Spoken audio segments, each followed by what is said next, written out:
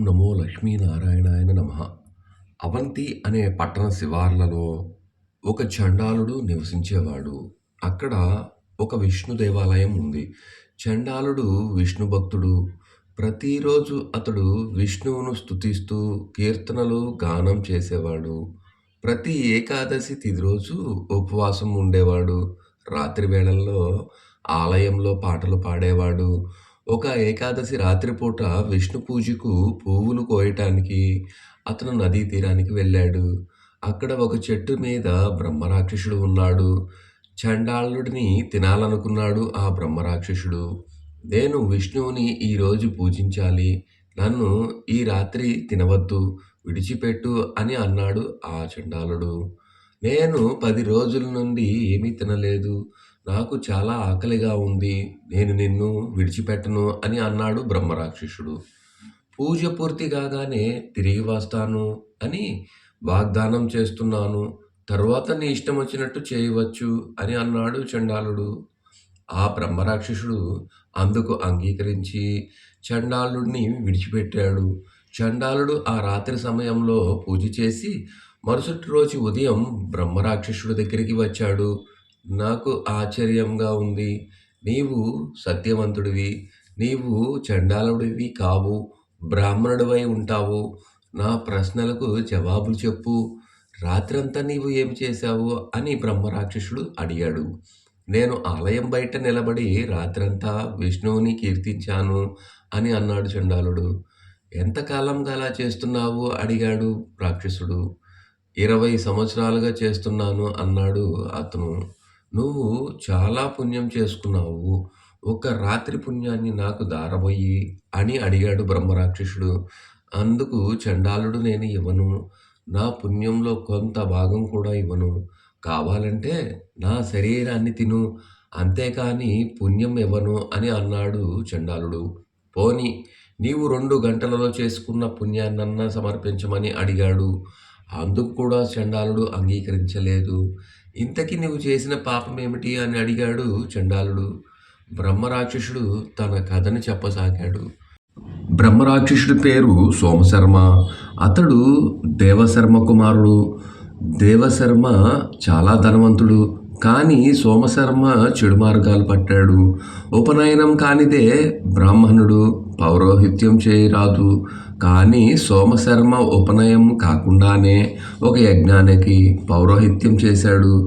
ఆ పాపం వలన అతను చనిపోయి రాక్షసుడిగా పుట్టాడు. సోమశర్మ కథ విన్న చండాలుడు అతనిపై జాలిపడ్డాడు. తాను చేసిన కొంత పుణ్యాన్ని ఇతనికి ఇచ్చాడు. రాక్షసుడు తనకి కృతజ్ఞతలు తెలియచేసి తీర్థం వద్ద తపస్సు చేసి పాపం నుండి విముక్తి పొందాడు. చండాలుడు అన్ని తీర్థయాత్రాశ్రయాలకు వెళ్ళాడు. ఒక తీర్థంలో తనకు గత జన్మ స్మృతులు కలిగాయి.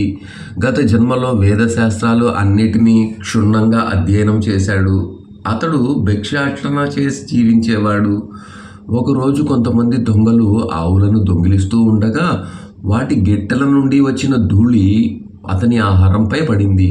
అతను ఆ ఆహారాన్ని విసిరేశాడు. దాని వలన ప్రస్తుత జన్మలో చండాలుడయ్యాడు. చండాలుడు తపస్సు చేయగా అతనికి పాప విమోచనం కలిగింది. పూర్వం కృతయుగంలో సుప్రదీక్షుడు అనే ఒక రాజు ఉండేవాడు. అతను చాలా బలవంతుడు. అతనికి విద్యుత్ ప్రభ, కాంతిమతి అనే 2 భార్యలున్నారు. సుప్రతీకుడు ఎన్నో పుణ్యకార్యాలు చేశాడు. ఎన్నో దానాలు కూడా చేశాడు. అయినా వారికి సంతానం కలగలేదు. చిత్రకూటం అనే కొండపై ఆత్రేయుడు అనే ముని ఉన్నాడు. సుప్రతీకుడు ఆయన వద్దకు వెళ్ళి ఆయనను సేవించాడు. ఆత్రేయుడు ఎంతగానో సంతోషించి ఏం వరం కావాలో కోరుకోమని అడిగాడు. సుప్రతీకుడు మునిని ప్రార్థించి తనకు సంతానం కలిగేలా వరం ఇవ్వమన్నాడు. ఆత్రేయుడు సుప్రతీకునితో సంభాషిస్తూ ఉండగా ఇంద్రుడు ఐరావతాన్ని ఎక్కి ఆత్రేయుడి వద్దకు వచ్చాడు. అతడు అలా ఐరావతం మీద సరాసరి తన వద్దకు వచ్చి పలుకరించడంతో ఆత్రేయుడికి కోపం వచ్చింది. ఆ ముని ఇంద్రుణ్ణి ఇలా అన్నాడు. దేవేంద్ర, నీవు అహంకారంతో నన్ను అవమానించావు. దీనికి తగిన ఫలితాన్ని అనుభవిస్తావు. నీవు నీ రాజ్యం నుండి పారిపోయి వేరే ప్రదేశంలో తలదాచుకుంటావు అని శపించాడు. తరువాత సుప్రతీకునితో ఇలా అన్నాడు, రాజా, నీకు పరాక్రమవంతుడైన పుత్రుడు జన్మిస్తాడు. అతడు అందరినీ ఓడిస్తాడు. అతన్ని ఎవ్వరూ ఓడించలేరు, కానీ క్రూర కారుణుడవుతాడు అని చెప్పాడు. రాజు మునికి నమస్కరించి ఆయన వద్ద నుండి సెలవు తీసుకుని రాజ్యానికి వచ్చాడు. సుప్రతీకుని మొదటి భార్య విద్యుత్ప్రభ గర్భవతి అయినది. రాజ్యంలో అందరూ సంతోషించారు. తగిన సమయంలో విద్యుత్ప్రభ చక్కని బిడ్డని ప్రసవించింది. ఆ బాలుడికి దుర్జయుడు అని పేరు పెట్టారు.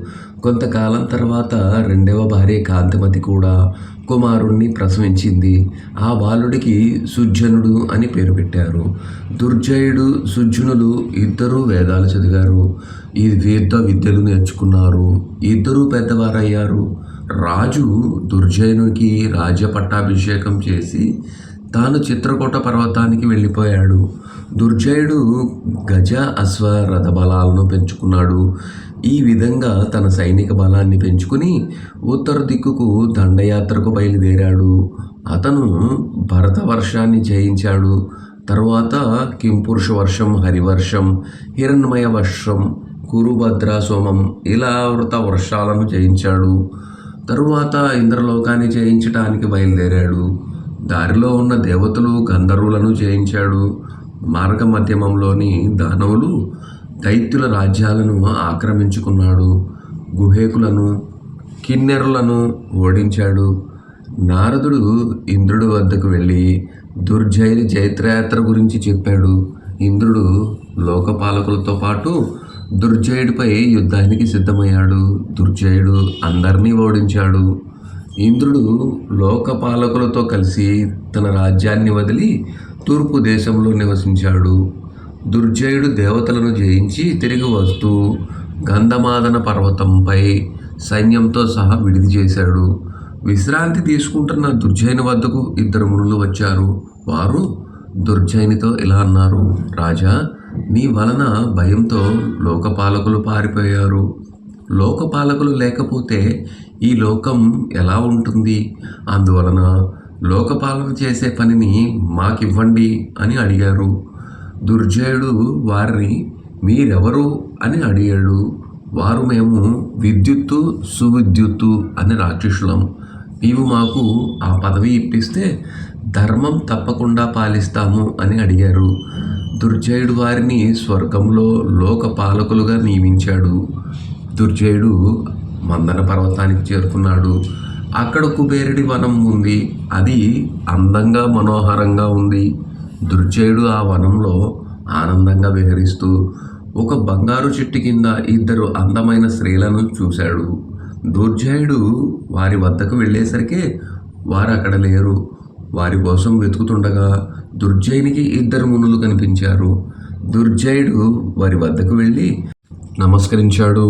వారు అతనికి దర్భాసనం వేసి కూర్చోమన్నారు. దుర్జయుడు కూర్చున్న తర్వాత వారు రాజును ఇలా అడిగారు, నీవెవరు? ఇక్కడికి ఎందుకు వచ్చావు? నీవు ఎక్కడికి వెళ్తున్నావు అని అడిగారు. దుర్జయుడు వారితో, నా పేరు దుర్జయుడు. నా తండ్రి కీర్తివంతుడైన సుప్రతీక మహారాజు. నేను రాజులను గెలవదలిచి జైత్రయాత్ర సాగిస్తున్నాను.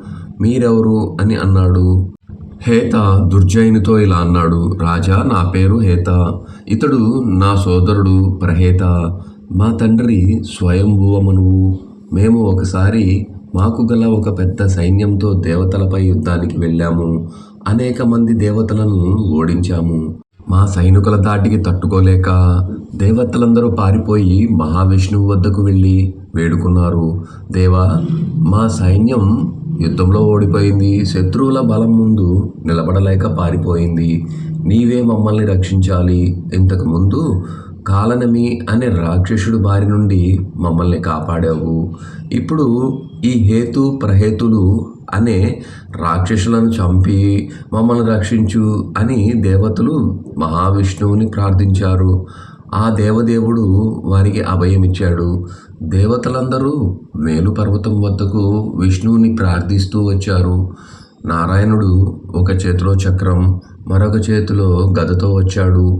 చూస్తూ ఉండగానే ఆయన వేలు లక్షలు కోట్ల మంది నారాయణులుగా మారిపోయాడు. ఆయన ఒక్కడే అనేక ప్రతిరూపాలతో మా సైన్యాన్ని అంతటినీ నాశనం చేశాడు. మేమిద్దరం ఆ భగవంతుడిని శరణు వేడాము. ఆయన మమ్మల్ని విడిచి మా అదృశ్యమయ్యాడు. ఆనాటి నుండి మేము ఆయనను పూజిస్తూ ఉన్నాము. హేతు ప్రహేతులమైన మా కుమార్తెలు సుకేసి మిశ్రకేసి, వీరిని నీవు వివాహం చేసుకో అని అన్నాడు. దుర్జయుడు సుకేసి మిశ్రకేశులను వివాహం చేసుకున్నాడు. తరువాత వారిద్దరిని తీసుకుని తన సైన్యంతో తిరిగి రాజ్యానికి వచ్చాడు. కొంతకాలం తర్వాత దుర్జయుడికి సుకేసి ద్వారా సుప్రభుడు, మిశ్రకేశి ద్వారా సుదర్శనుడు జన్మించారు. ఒకసారి దుర్జయుడు తన సైన్యంతో అరణ్యంలోనికి వెళ్ళాడు. అక్కడ ఉండే ఆటవిక జాతుల వారిని లొంగ తీసుకుంటూ ముందు సాగాడు. అరణ్యంలో గౌరముఖుడు అనే మహర్షి ఆశ్రమాన్ని చూశాడు. ఆ ఆశ్రమం చాలా ఆహ్లాదకరంగా ఉంది. దుర్జయుడు గౌరముఖుని ఆశ్రమంలోనికి ప్రవేశించాడు. గౌరముఖుడు దుర్జయుడిని సాదరంగా ఆహ్వానించి మర్యాదలు చేశాడు.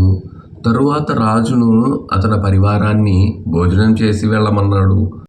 రాజు ఇలా అనుకుంటున్నాడు, ఈ ముని ఈ అడవిలో ఏం భోజనం పెడతాడు, పైగా ఇంతమందికి ఎలా పెడతాడు అని అనుకున్నాడు.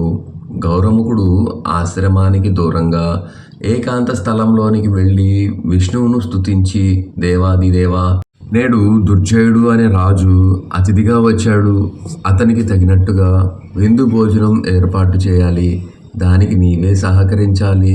నేను కోరినవన్నీ జరుగునట్లుగా వరమివ్వు అని అనుకుంటూ కళ్ళు మూసుకుని శ్రీహరిని ప్రార్థించాడు.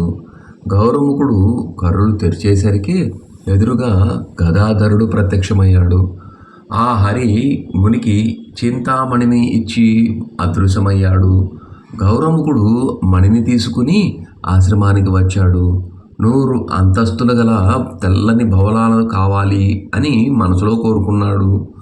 మరుక్షణమే అక్కడ 100 అంతస్తులతో రాజభవనం వంటి భవనం ఏర్పడింది.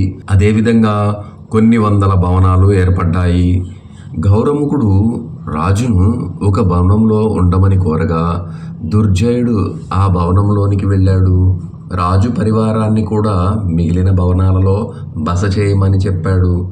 తరువాత మణిని ఒక చోట ఉంచి నమస్కరించగా అందమైన కన్యలు వెలిశారు.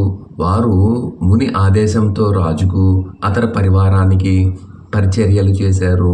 తరువాత ముని వారందరినీ షడ్రశోపేతమైన భోజనాన్ని పెట్టాడు. అందమైన అప్సరస వంటి స్త్రీలు తమ గానంతో నాట్యంతో వారిని ఆనందపరిచారు. దుర్జయుడు తన విడిది గృహంలో చాలా ఆనందంగా గడిపాడు. హాయిగా నిద్రించాడు. మరుసటి రోజు నిద్ర లేచేసరికి భవనాలు, స్త్రీలు ఏమీ కనిపించలేదు.